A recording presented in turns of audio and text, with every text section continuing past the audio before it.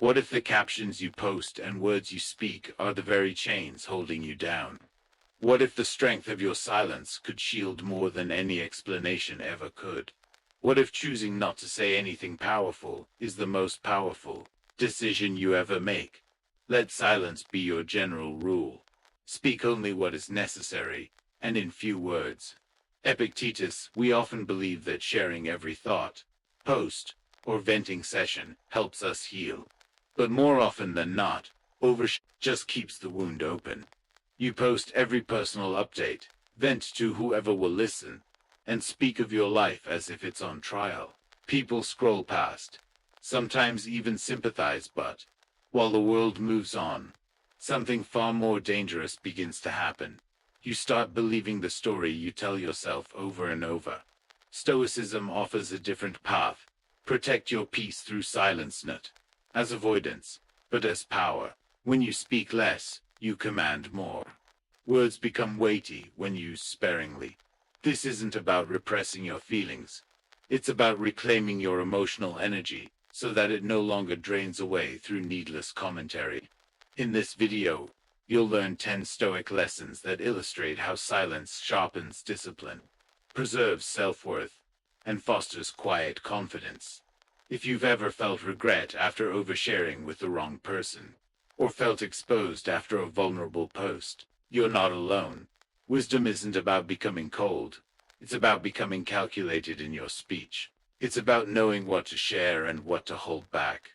Over the next few minutes, we'll explore how to stop narrating your chaos and begin rebuilding from a foundation of calm. By speaking less, you will live louder. Go ahead, hit like and subscribe. You will be training emotional control, protecting your energy, and aligning your life with your own truth. Because sometimes, the most powerful thing you can say is absolutely nothing. Let's look at why what you say about yourself matters so profoundly. When you walk into a room and joke, "I'm terrible at relationships," or say casually, "I always fail at staying focused," your mind hears it, and so do other people. That casual remark carves a notch into your identity. This is who I am, broken and small.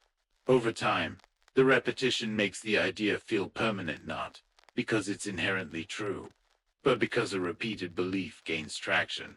Unfortunately, many people don't realize how much harm innocent sounding phrases like, "I'm such a mess, I can never get anything done," or "I'm never enough," because each of those words reinforces a self-image that limits your potential, weakens your discipline, and even influences how others perceive you. Think of words as tools, not decorative flair. The Stoics believed that carefully chosen speech either builds you up or breaks you down. They didn't mince words. Epictetus said, "If others speak badly of you, and it's true, correct yourself. If it's false, ignore them." But what if the one speaking harshly is you? That is not outside judgment, that's self-erosion from within. Stoic philosophy calls for restraint precisely because of this internal erosion. You become what you repeatedly say. Think of your words as seeds. If every morning you sow on, "Not good enough," or "I always fail," you plant weeds in what should be a garden of strength. These thoughts don't stay private, they seep into your posture, your confidence, and how the world responds to you. What you say about yourself is an instruction not only to your mind, but to your future self. But we're not here to stop there. In page 2, you'll delve into the first of 10 Stoic lessons on guarding your peace through silence. Silence as discipline. How holding your tongue strengthens your emotional core. Protect your energy. Why telling fewer stories about yourself frees energy for the right ones. Build quiet confidence. How speaking less sends a signal that you trust yourself more. We'll explore daily practices, like intentional pauses before responding, journaling without seeking validation, and choosing words that reflect, not reinforce, your inner power. By the end, you'll understand not just why silence is a weapon in your personal toolkit, but how to use it, how to cut through noise with precision, instead of drowning in it. In the next section, we'll begin applying these lessons to your everyday life. You'll gain powerful techniques for speaking less, thinking clearly, and showing up stronger in every situation. These aren't just abstract ideas. They are tools you can start using today. Follow along, and let's build a quieter, yet far more powerful version of you one word at a time. A gentle echo from before. We've agreed that true power lies not in shielding ourselves, but in choosing silence as our strength, speaking only when aligned with our best selves. Silence isn't about hiding, it's about protecting your worth. Think of it as refusing to build your identity with bricks of weakness. It's choosing to speak only when your words reflect your highest potential, not your wounded ego. When you do speak, let your words bring clarity, not complaint. This doesn't mean portraying perfection. It simply means you refuse to rehearse your failures like a broken record. You don't introduce yourself as someone who can't get it together. Your mind may still whisper that sabotage, that's normal. But what you say aloud marks the beginning of your discipline. That's when you draw a line. You're not required to fake positivity, but you are required to stop scripting your downfall. Your mind starts to believe what it hears often enough. So why not give it something worth believing? Consider these alternatives. I'm learning. This reflects strength. I've struggled, but I'm working on it. This builds character. I fail, but I don't quit. This carries momentum. The shift starts with a moment catch. Those moments when you're about to joke at your own expense. Just pause before labeling yourself a disaster. Refuse to be your own heckler. When someone says, "You've always been this way," you don't have to argue or self-blame. Just think or say, "That was then. I'm not staying there." Because your mission isn't to live inside the echoes of old versions of yourself. You're here to rebuild not loudly, not desperately, but with quiet confidence, intention, fewer words, and a stronger presence. If you must speak, speak with honor. Let your words be like chiseled sharpening your edge, not dulling your soul. Your voice should reflect someone who respects themselves, who is building a life worth inhabiting. Silence is even more powerful when your actions speak louder than words. We've all seen the spectacle, people proclaiming hot starts. This time, it's different. New habits. But a few weeks later, nothing sticks. Patterns resurface, promises fade into the background of good intentions. Those words might feel productive, they give you the illusion of progress. Others applaud, you feel proud. But applause can become a trap. It replaces discipline, postpones breakthrough. Over time, you become someone who performs transformation rather than embodies it. The Stoics saw this as self-deception in disguise. It wasn't enough to articulate your ideals. They watched how you lived when no one else was around. Speech without action. Marcus Aurelius might have called it mere smoke clouding your vision. Building nothing. Picture this. A builder carries bricks all day, tirelessly showing blueprints to anyone who will listen. But he never lays a single brick. He's busy preparing, explaining, planning, but never constructs. That's the image of someone who talks more than they act. They exhaust themselves with talking, but the foundation never appears. So how do you shift? Pause before speaking, before repeating negative self-talk. Stop. Replace recrimination with a neutral or positive statement, like "I've grown." Set intentions in action, not words. Instead of publicly declaring a 30-day challenge, start by doing one small step privately. Let your success speak before you announce it. Quiet reflection over loud declarations. Spend a moment each day asking, did I build or just talk about building? Let your journal or internal measure be action-based, not applause-based. Choose discipline over drama. Words are energy. Stop spending yours on complaining, rehearsing shame, or seeking validation. Conserve your force for action. With each intentional pause before you speak, you shift the weight from empty words to thoughtful deeds. With every action-first mindset, you've effectively begun to lay the bricks of your new internal structure. A gentle echo from before, we learned that true strength lies in quiet action, not empty plans or flashy promises. Now, let's dive deeper into what real change looks like. when it speaks softly, lives deeply, and asks for no audience, untouched, hidden. Real change doesn't speak, it shows. It's quiet, it's uncomfortable, and it doesn't ask for witnesses. The Stoic isn't someone who talks about self-control, he practices it. He doesn't announce that he'll let go of anger, he simply meets the next provocation with silence. He doesn't perform virtue, he lives it, even when no one's watching. For him, action is the measure, not public opinion, not applause, not performance, just quiet, repeated movement in the direction of strength. Begin with restraint if you feel the urge to announce your next big goal on social media. Resist. Instead, write it down privately. Let it take root in solitude, where it's free from external expectations. That way, your intention can grow internally, nurtured by your own discipline, not fueled by external validation. Allow your intention to mature in silence. Only when consistent action has turned intention into habit should words follow. Until then, protect your seed.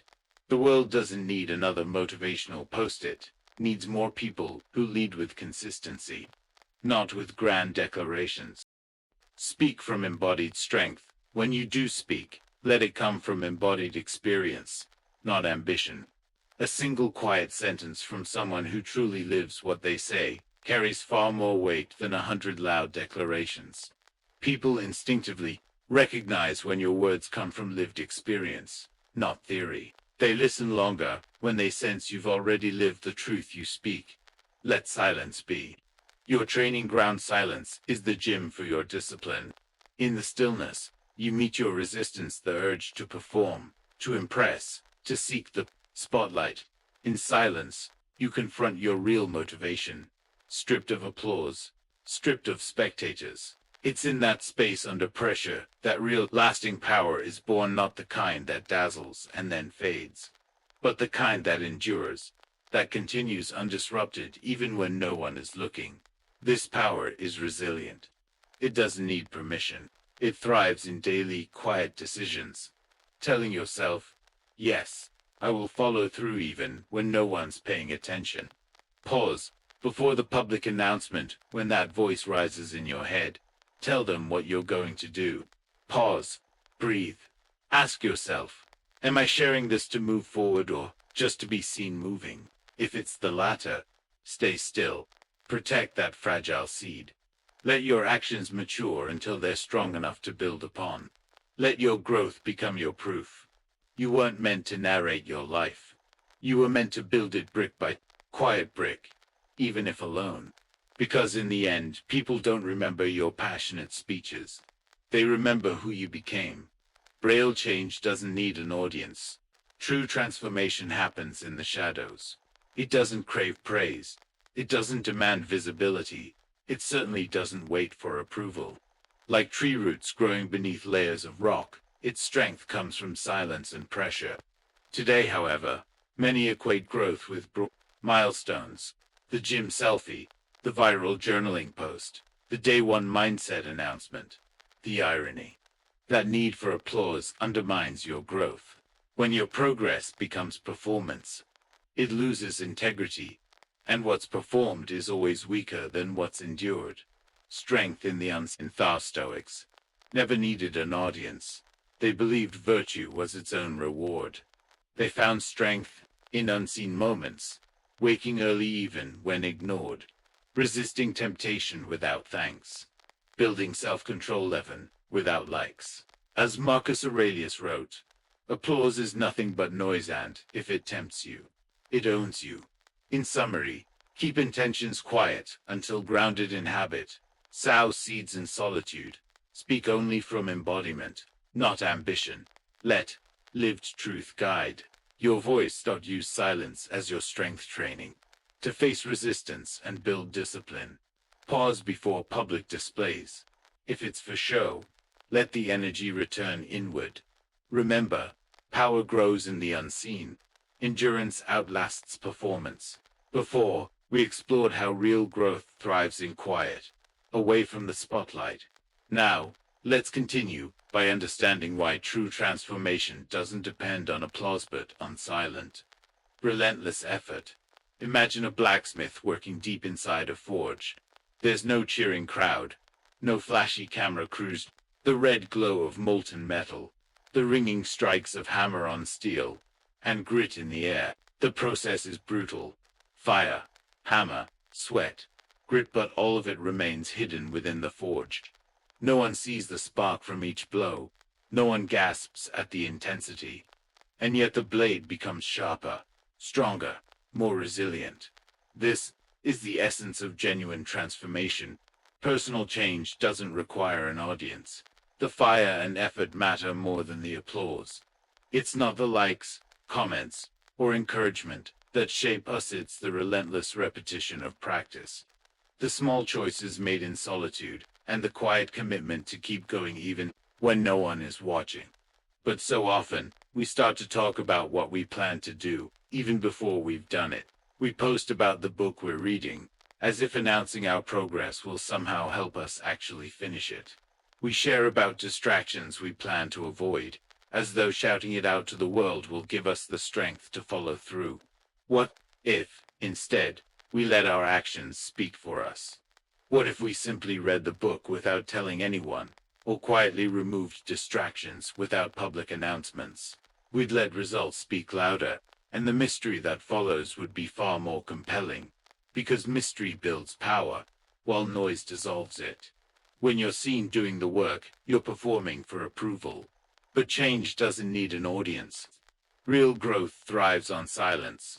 In that stillness, we sharpen, we focus, and we become better without the burden of constant scrutiny. This isn't about hiding. It's not about fear or avoidance. It's about integrity. It's about preferring substance over spectacle. Your ego may crave followers, applause, and recognition, but your soul desires alignment, purpose, and peace. One is fueled by response, the other by values. One seeks the spotlight, the other is content in solitude. So, pause and ask yourself honestly, are you sharing your goals for accountability or for applause? Are you trying to build consistency or to be admired for planning to do so? Because here's a harsh truth. If your motivation collapses when nobody's watching, it was never truly yours. If you need external validation to persist, your strength is borrowed, and borrowed strength always runs out. The Stoic tradition offers a different path. The Stoics, like Epictetus and Marcus Aurelius, believed genuine strength comes from within, from living according to principles, not praise. They understood that we disturb ourselves not by events, but by how we interpret them. That means change begins with our internal mindset, not our external signage. Let your silence become purposeful. Guard your progress like a secret weapon. When people ask, "What are you working on?" just smile and reply, "You'll see." Don't say it for arrogance. Say it because you've chosen discipline over disclosure.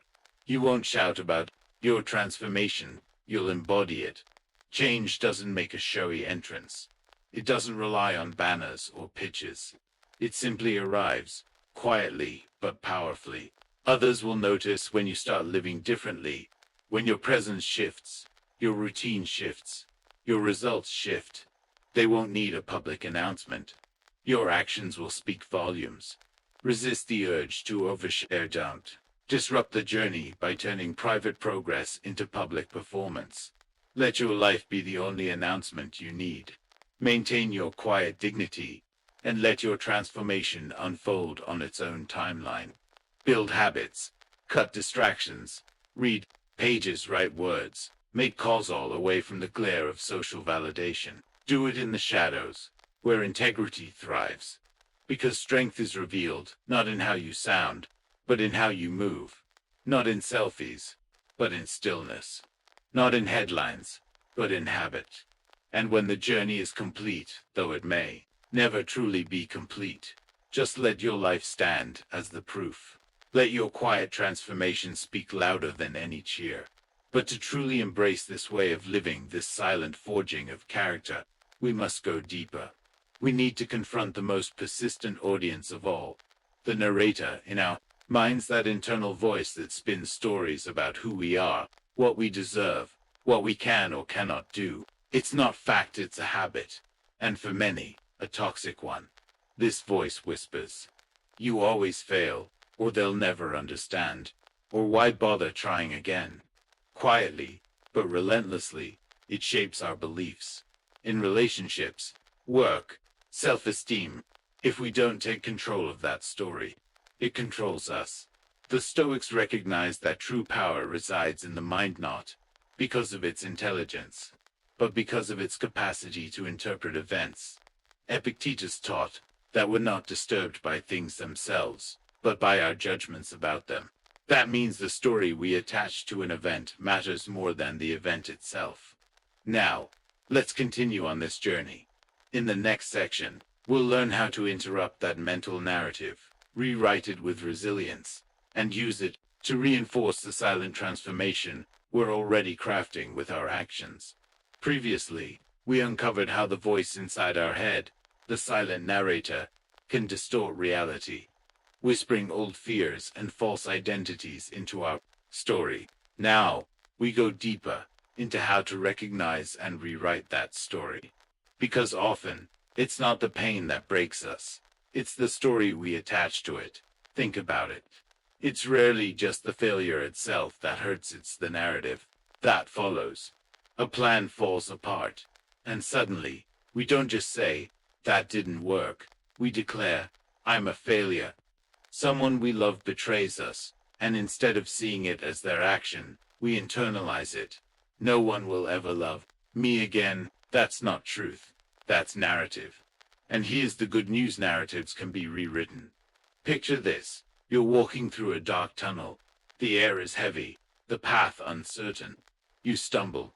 Maybe you even fall and hit the ground hard. But instead of standing up, brushing yourself off, and continuing, you decide, "This must mean I'm not meant to finish. I must not belong here." So you stop. You sit in the darkness and start calling it home. You make the tunnel your identity. But what if the tunnel is just a tunnel, a temporary phase, not a permanent label?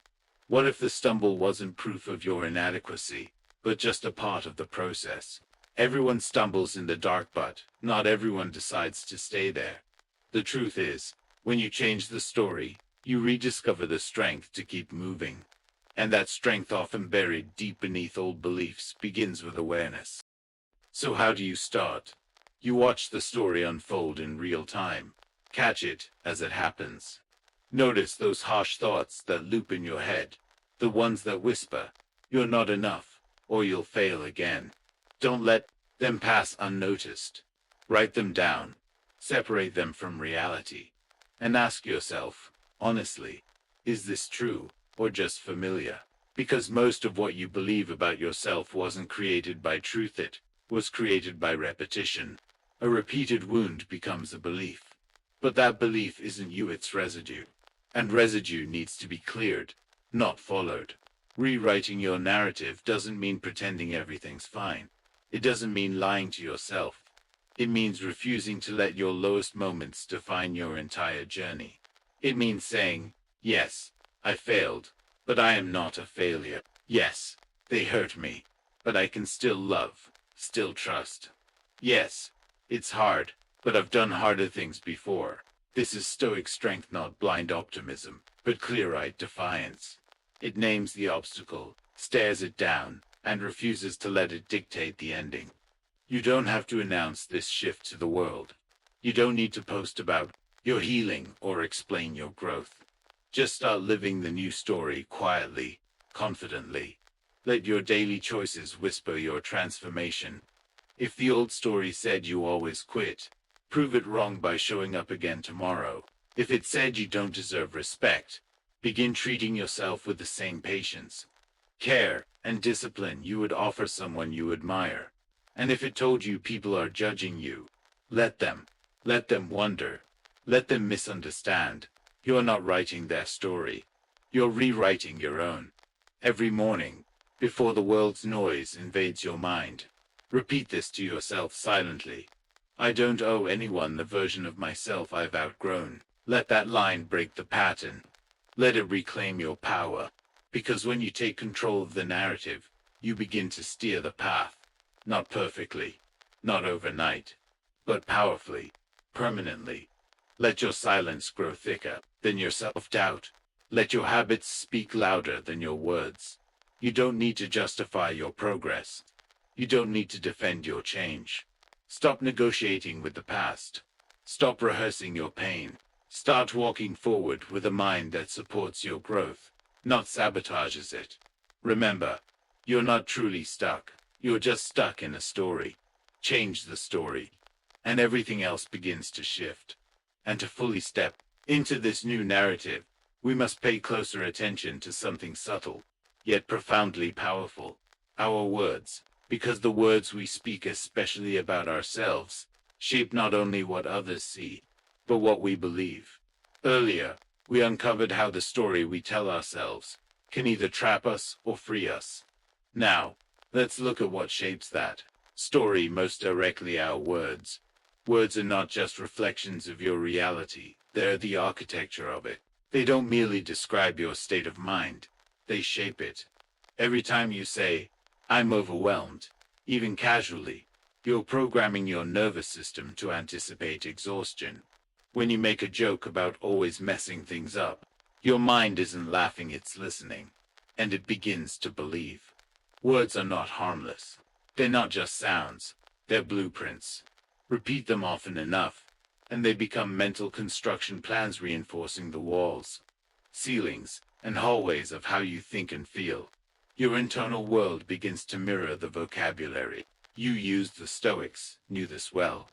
Epictetus urged us to speak only when necessary, not to be mysterious or aloof, but to avoid the trap of unnecessary entanglement. Every sentence you let slip into the world either anchors you in purpose or pulls you into confusion. Each phrase strengthens resolve or chips away at it. And in a world that thrives on noise and commentary, reactions, venting, and confession, it's easy to get caught in the cycle of oversharing, of pouring your piece out just to be heard. But you are not required to feed that hunger. Imagine your voice as a drop of ink in a clear glass of water, just one word, and suddenly, what was once calm becomes cloudy. That's the power of language. It alters perception instantly. So, restraint is not repression, it's protection. It's the art of guarding your clarity, preserving your presence.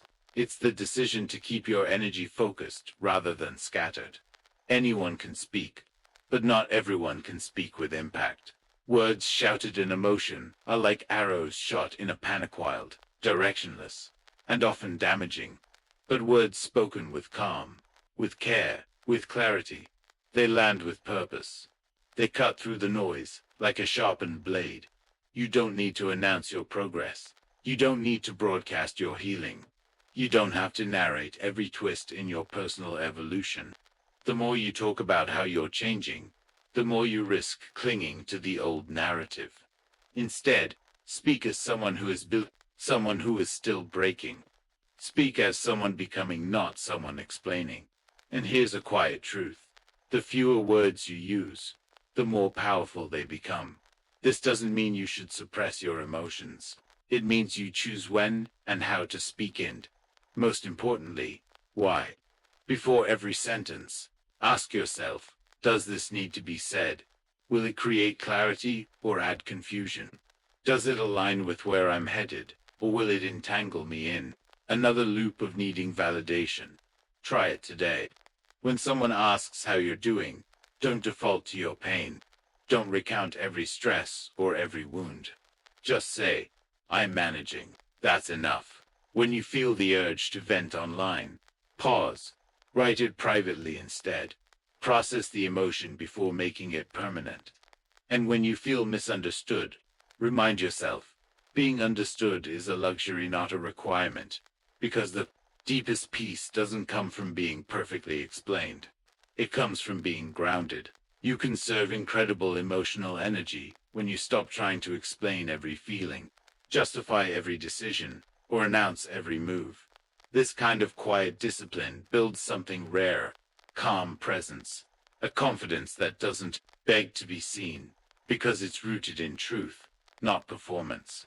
As your words shrink, your emotional independence grows. You begin to speak less and say more. Why? Because words aren't just tools. They're declarations. They shape both how others see you and how you see yourself. Handle them like weapons in close range. Carefully, intentionally. Once you understand this, you no longer speak to impress or explain. You speak to align with your values, with your growth, with your future. And now that we've explored the power of words, it's time to face something even more personal. The quiet truth that not everyone will understand what you carry inside. Not everyone will see your journey, your weight, or your silence strengthened. That's okay. Let's talk about that next. In the last part, we talked about the power of silence, how guarding your words can protect your energy and deepen your emotional discipline.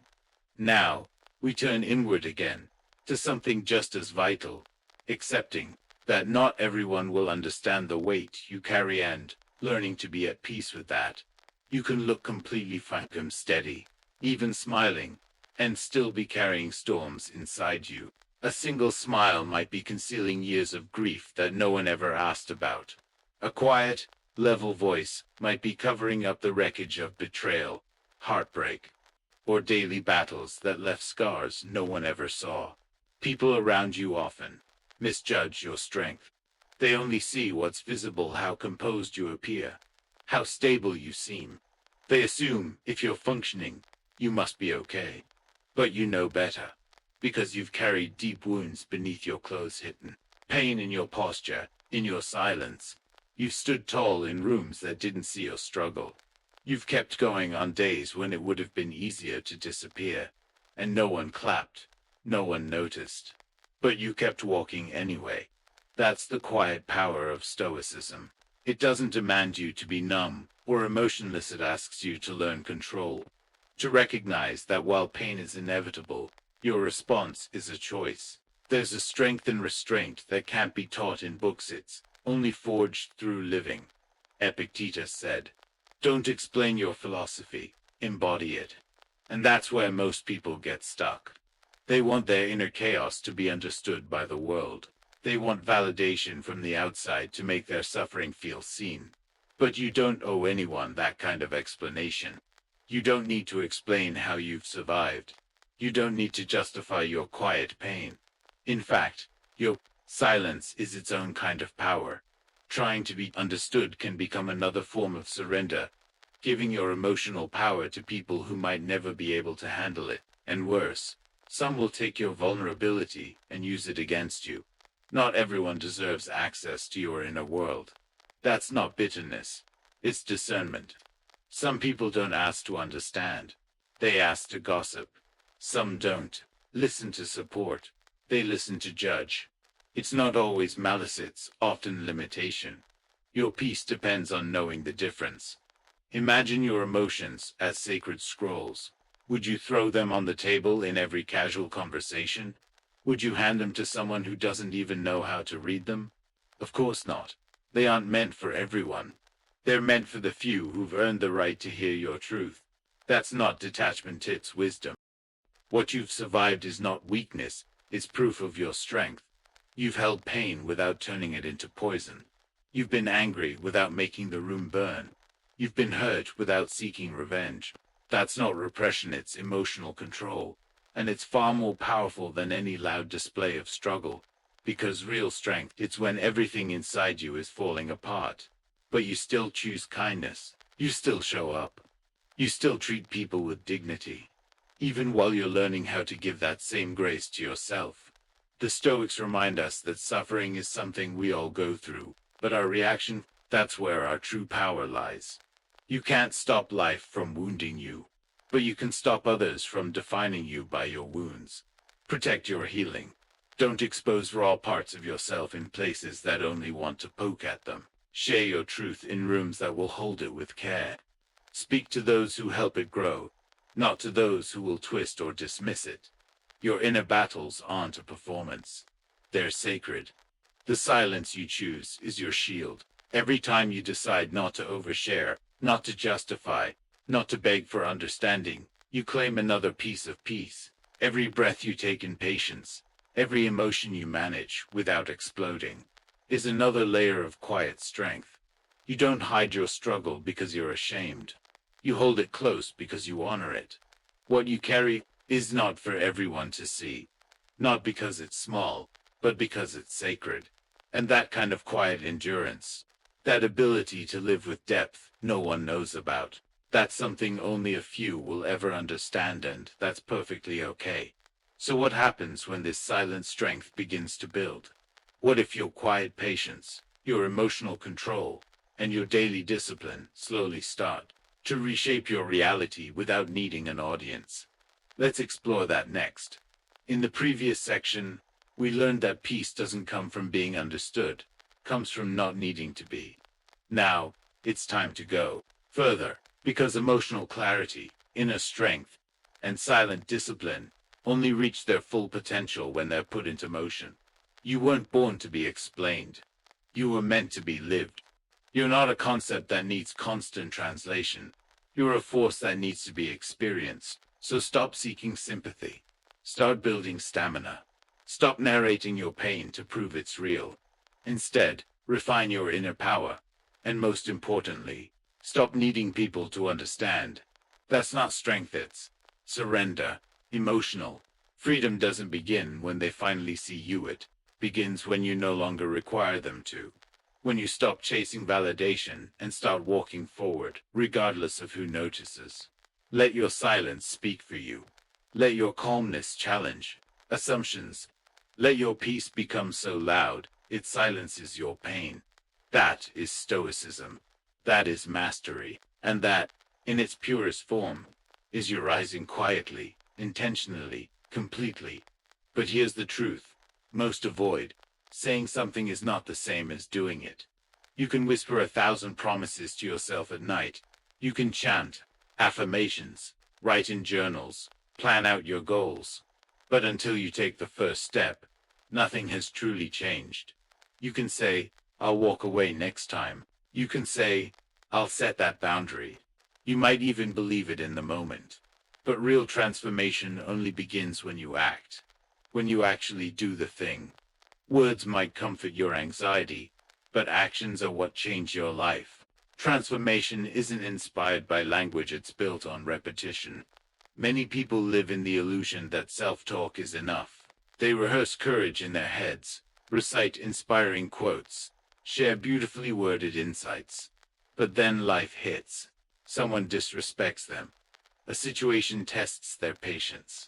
And suddenly, their intentions collapse.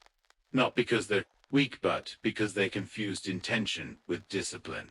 That's what Stoicism uncovers. It doesn't care what you claim to believe. It's about what you do when no one is watching. Marcus Aurelius said it best. Waste no more time arguing what a good man should be. Be one. That's the challenge. That's the test. Anyone can talk about peace when life is peaceful. Anyone can talk about boundaries when no one is pushing them. Anyone can sound wise when nothing is at stake. But when you're provoked, when your values are tested, when your emotions are stretched thin, that's when your truth is revealed. Saying I'm calm isn't calmness. Posting about boundaries isn't the same as enforcing them. Saying you've moved on isn't the same as walking away without resentment burning in your chest. True growth is quiet. It's not flashy. It doesn't wait for applause. It's inconvenient. It's uncomfortable. And it happens without a spotlight. It's a contract between you and yourself, renewed daily through decisions, not declarations. Think of it like this. You can study a sword, learn its shape, memorize its origin, admire how it gleams. But if you've never lifted it, never swung it, never tested its weight, you know nothing of battle. It's the same with personal growth. You can quote Epictetus. You can plan your perfect routine. You can say all the right things. But if your behavior stays the same, if your habits don't shift, then you haven't truly changed. Saying I value peace is meaningless if you keep engaging in chaos. Saying I respect myself is hollow if you chase validation from people who've never earned your trust. Words soothe the ego. Actions shape the soul. And transformation has a cost. That cost is not glamour, it's discipline. That cost is not attention, it's consistency. That cost is not applause, it's action. It's waking up early when there's no one there to praise you. It's staying silent when your pride wants to scream. It's walking away from drama when every part of your ego wants to stay and prove a point. These are the hidden rituals of real change. Quiet, intentional, repetitive. Until one day, you look in the mirror and realize you've become the person you used to only describe. But be careful, there's a trap here too. Many become addicted to describing their change. Because talking about change feels like progress. But it's not. It's a rehearsal. Your body doesn't change until your behavior does. And behavior only changes when belief meets resistance and doesn't back down. So what happens when this discipline becomes a way of life? When daily choices, not declarations, become your compass. In the next part, we'll explore how your silent commitment repeated over time doesn't just change your life, it becomes your life. Previously, we uncovered a hard truth. Transformation doesn't happen in words, it happens in repeated, disciplined action. Now, let's explore what happens when life inevitably tests that transformation. Because the only real proof of growth is how you respond. You don't truly know if you're calm until something tries to shatter your calm. You don't really know if you've let go until life tempts you to pick it all back up again. That's when it counts. Not when it's easy, but when it's tested. So the next time you feel like talking about how much you've changed, stop. Don't explain it, demonstrate it. Let your reactions speak for you. Let your distance from chaos tell the story. Let your silence become the headline. Show your strength in what you walk away from, in what you no longer tolerate, in what no longer shakes you. This kind of quiet evolution doesn't require a microphone. It doesn't beg for recognition, because it's not practice. And the most authentic growth is the kind that no longer needs to be spoken about. So talk less about what you plan to do. Do more of what you need to do. Don't say you're becoming stronger. Show it by no longer breaking where you once collapsed. Show it by letting your new self respond where your old self would have reacted. That's transformation. That's the shift. Not in words. In reflexes. In rhythm. This isn't about poetic declarations or powerful speeches.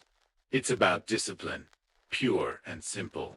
The daily choice to respond differently, to hold stillness where chaos used to live. And if you're quiet enough, if you're really paying attention, you'll feel the difference not in your voice, but in your bones. Not in what you say, but in what you do. Repeatedly, consistently, until you become the living proof of your own growth. And here's something few people realize. You have 2 ears, and only 1 mouth. That ratio, it's wisdom. Use it. Because not everyone speaks to connect. Some speak to control. They overwhelm silence with opinions, explanations, and endless justifications, believing that the louder voice is the stronger one. But that's a lie. True power doesn't shout. It listens. It observes. It waits. In a world addicted to constant expression, the rarest strength is restraint. When you speak less, you start to hear more, not just what others are saying, but what your own mind is whispering beneath the noise. In those small gaps between your words, real clarity begins to rise. We weren't given 2 ears and 1 mouth by accident. Nature doesn't make careless choices.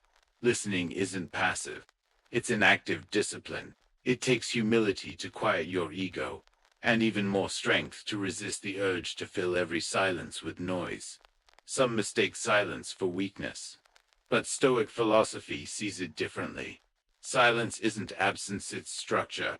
It's power held in stillness. Mind knows that speaking less doesn't mean knowing less. It means guarding your energy, protecting your clarity, and sharpening your perception. Marcus Aurelius didn't need to shout to be heard. Epictetus taught that We should be mostly silent. And when we do speak, our words should be few and chosen carefully, not to impress, but to stay in control. Think about a storm. It's not the thunder that shifts the world. It's the still, loaded pressure right before the thunder. That's where change brews. That's where real power gathers. Emotional reactivity is loud, but emotional mastery, that's quiet. Imagine this. Someone insults you. The natural urge is to explain, to defend, to snap back. But what if you didn't? What if you let your silence answer for you? It stuns people. Because silence isn't nothing. It's the calm after awareness. It says, I see what you're doing. I understand. And I will not descend. We lose more battles by speaking too quickly than by staying silent. The mind races to defend, to justify, to win. But in that race, we often spill things that should have stayed sacred, private. Not every inner thought deserves an audience. The strongest minds know when to hold, when to speak, when not to. They make speech a tool, not a reflex. And in doing so, they protect their peace like a fortress.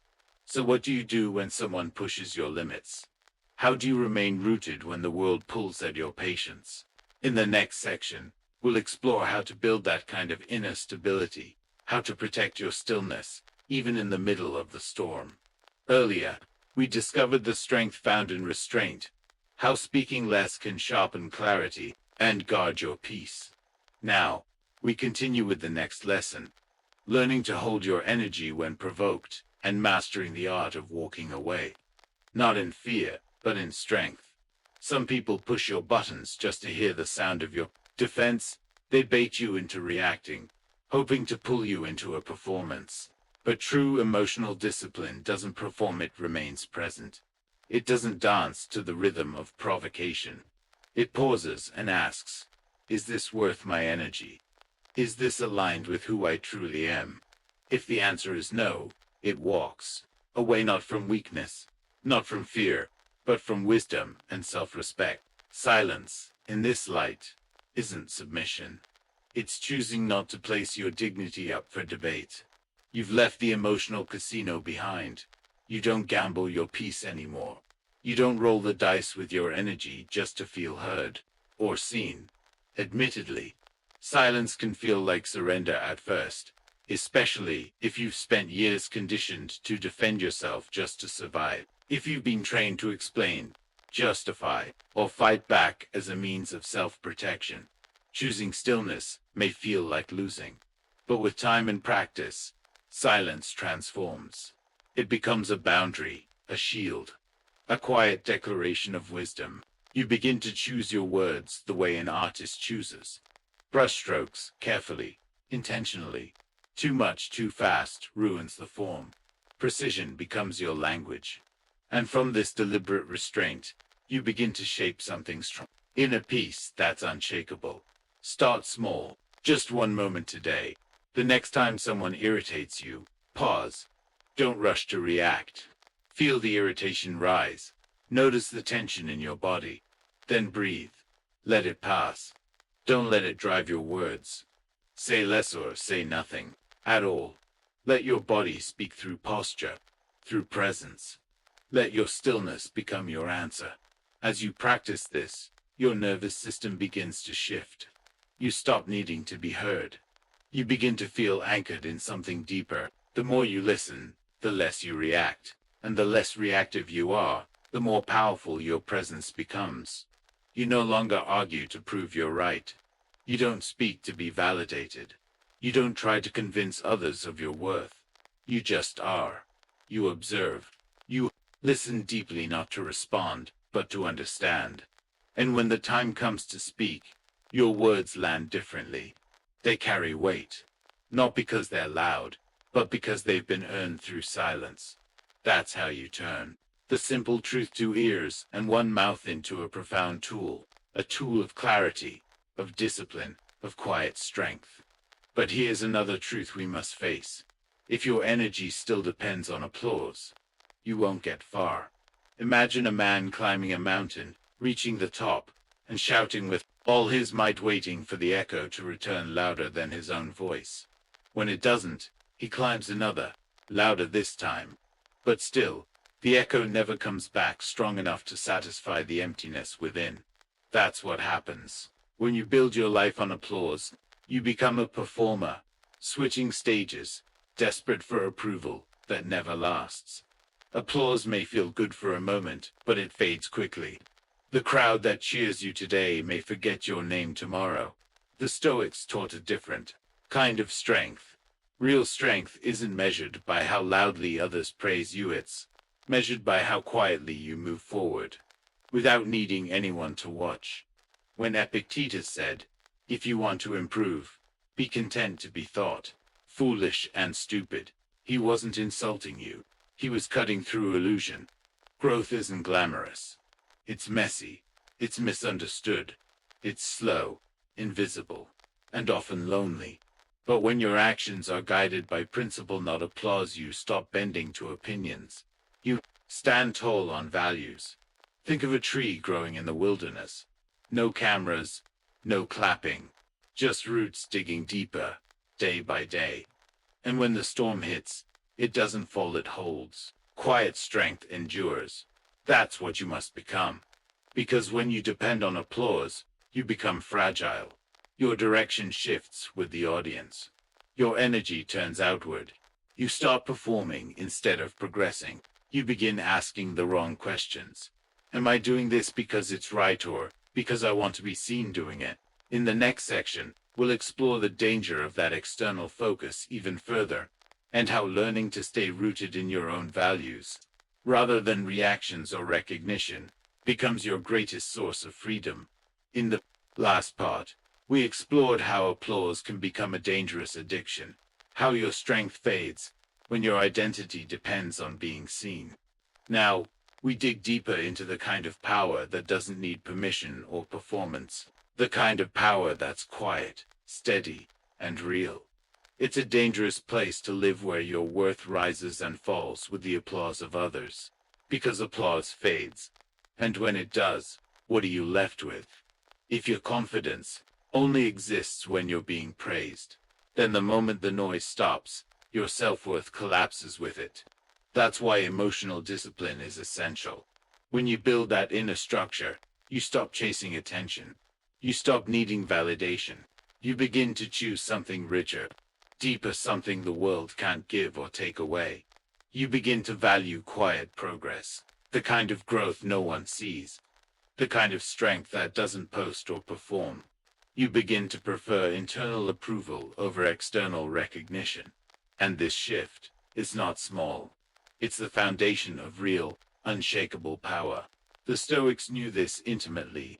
They trained themselves to act with integrity, regardless of how their actions were received. Marcus Aurelius, one of the most powerful emperors in history, wrote pages of private reflection, not for public admiration, but to keep himself grounded, to hold himself accountable, to strip away ego. He wrote as if no one was watching. That's when truth shows up. In the absence of an audience, in the stillness of solitude. And in that space, one thing is guaranteed. You will be misunderstood. You will give your best, and some people will never notice. You'll move with intention, and others may call it indifference. But when you're rooted in purpose, it doesn't matter. Because applause is fleeting, but character is permanent. When you stand firm in who you are, the noise around you loses its power. Your value doesn't fluctuate with cheers or silence. It holds. But if you live for approval, that's a quiet kind of slavery. You start adjusting your tone to please. You shift your path to avoid disapproval. You trade authenticity for applause. And eventually you stop living. You start performing. The most tragic part: many of the people applauding you have no idea what you're really building. They don't see your soul. They see the spectacle, and they only stay as long as the show keeps running. So stop giving them one. Start giving yourself something more sacred. A life of quiet intention. A life where every choice is made because it's right, not because it's recognized. A life where integrity is the goal, not attention. Here's how you begin. The next time you feel tempted to speak, post, or act just to be seen, ask yourself, if no one ever knew I did this, would I still do it? If the answer is yes, do it. That's alignment. That's discipline. If the answer is no, let it go. Let the silence keep it. Let your action be the reward. The more you practice this, the more you rewire your identity. You stop needing to be seen. You stop reaching outward. You start drawing power from within. You go from chasing approval to giving yourself permission. From seeking noise to becoming the calm in a chaotic world. Because real transformation, it's not loud. It doesn't come with applause or spotlights. It happens in quiet mornings, in silent discipline, in showing up again and again when no one's clapping. The Stoic doesn't announce his virtue, he lives it. And over time, the world might notice, or it might not. But either way, it won't matter because your growth was never meant for their approval. It was for your peace. When you stop performing, you start listening. You begin to hear your own voice, your clarity, your wisdom, and that voice. It's not needy, it's not noisy, it's steady, it's silent, and it's unshakable. That kind of inner clarity will carry you farther than the loudest praise ever could. So now ask yourself, what would your life look like if you lived every day for the truth, not the applause? In the next section, we'll discover how this quiet conviction shapes your identity, your habits, and ultimately, your legacy. In the last section, we explored the quiet power of living without needing recognition, of doing the work not to be praised, but to be aligned. Now, we step deeper into this discipline, where performance fades, and purpose becomes your compass. Marcus Aurelius wasn't preaching when he wrote his private reflections. He wasn't trying to sound wise or impress future readers. He was simply returning home to a truth lived in silence. A truth rooted in action, not performance. His words were reminders to himself, not performances for others. He lived his philosophy not on stages, but in stillness. Imagine someone planting a garden in the middle of a desert. There's no camera, no followers, no hands in the soil, a heart at peace, and the quiet joy of planting. That's what self-alignment feels like. It's when you're no longer doing things to be approved, admired, or applauded. You're doing them because they are true to you. And when you arrive at that space, your energy begins to shift. You no longer water down your intentions with constant explanation. You no longer over-explain your values just to be understood. Instead, you act with quiet confidence. You walk through life without announcing every step, without needing to justify each choice. And something remarkable happens. Your peace starts returning.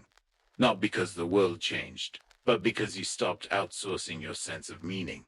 Silence, then, is not weakness. It is containment.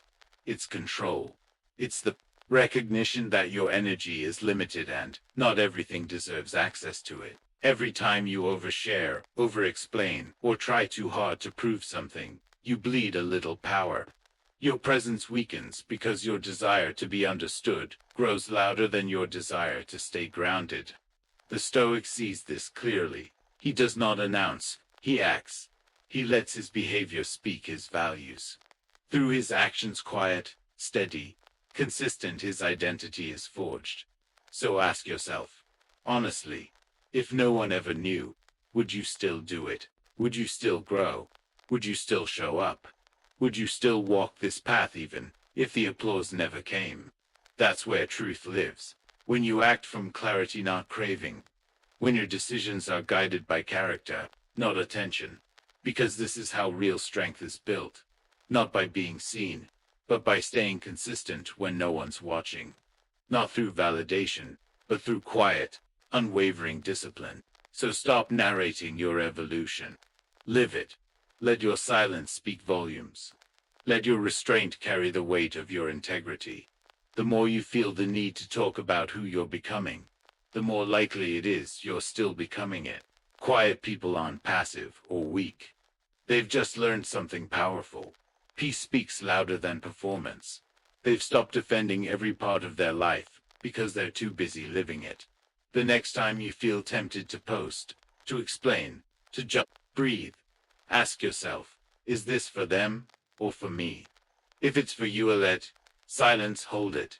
Let your discipline stay invisible. Let your values remain private.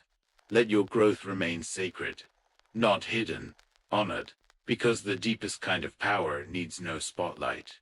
It doesn't beg to be witnessed. It only asks for one thing, your full attention.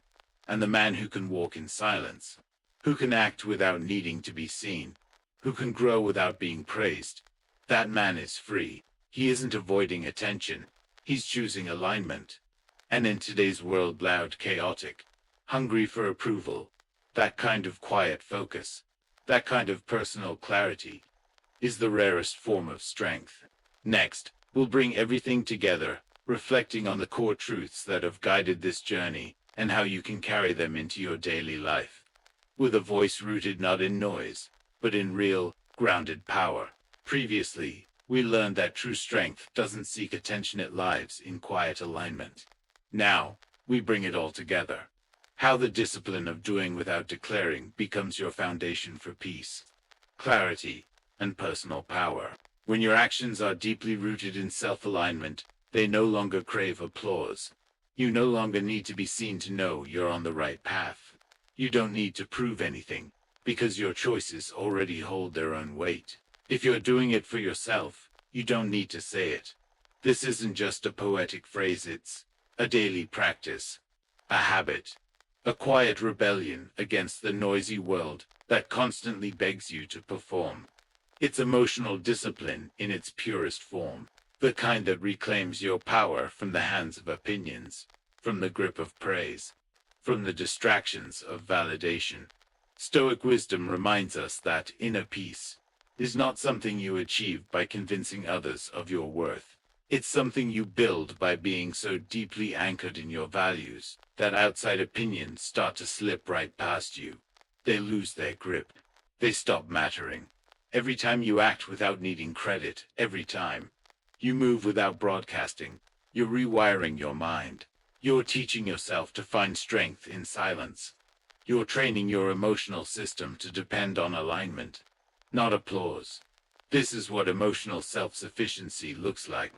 This is the kind of quiet confidence that doesn't need to be loud because it already knows.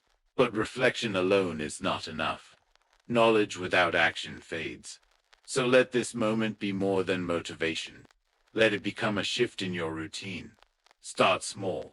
Take one action today, just one that aligns deeply with your values, and say nothing about it. No post, no story, no explanation. No subtle hint dropped into conversation. Let it live in silence. And then just notice how it feels. Notice the strength that rises when you no longer need to be seen to feel worthy, when you no longer need permission to act in alignment with your truth. If you've ever struggled with needing to be praised, with wanting to be understood, with feeling the itch to explain or defend your path, this is your invitation to let go. Let go of the audience. Let go of the performance. Let go of the pressure to make your growth visible. Because true self-worth, it is built in solitude. It's formed in those quiet decisions no one sees. It's shaped in those small moments when you chose discipline over attention. And the more you protect your peace, the stronger your presence becomes. Practice this daily. Guard your energy like it's sacred, because it is. Reclaim your focus from the noise. And in that silence, you will discover something most people never find: clarity, dignity, and an unshakable sense of freedom. Let this become the new rhythm of your life. Quiet strength, steady actions, values lived and shouted. Now, we invite you to pause and reflect with us. What is one thing you've done recently, purely for yourself without needing to tell anyone? A decision made in alignment, kept quiet, carried with integrity. Let us know in the comments. And if this message spoke to something in you, if it touched a place that's tired of performing, pass it along. Share it with someone who might be ready for this kind of peace. And now, As this message draws to a close, let the silence you've cultivated here guide you forward. Let your actions echo louder than applause ever could. Because in the end, it's not about being seen, it's about becoming